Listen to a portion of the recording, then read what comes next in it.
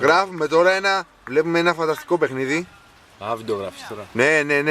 Κάνουμε και περιγραφή. Ναι, πάμε λίγο στο corner βλέπουμε εδώ πέρα. Οι άσπροι έχουν corner, πάει να το εκτελέσει. Ο Κατσάροφ, χοντρός όπως συνήθως. Πάει να το εκτελέσει, τα center back των άσπρων έχουν ανεβεί πάνω. Βλέπουμε εδώ πέρα, να την Κατσάροφ. Ναι. Πού την πήγε την μπάλα ρε παιδιά. Πίσω, σέντρα. Όπου υποδιώχνει ωραία. Και τώρα η έγχρωμη, λάθος. Επικίνδυνο τάκλα, αλλά σωστό. Όχι κατάρα, όχι διάολε. Σταμάτησε, βγάζει μπροστά, διώχνουν. Πάει η μπάλα, η μπάλα πάει, η μπάλα πάει. Έλα, έχουμε κι άλλη μία. Την άλλη ρε, πού είναι. Εκεί στο τέρμα. Σκαμπώ τώρα.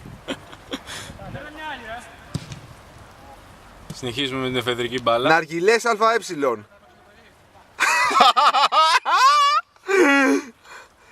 Η κίτρινη μπάλα μπήκε στη ζωή μας.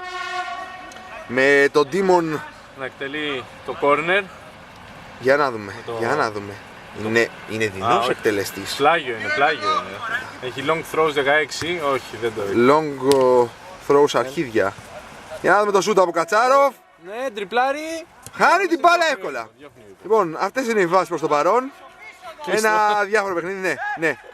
Και εδώ πέρα, εμείς αξίζουμε εδώ.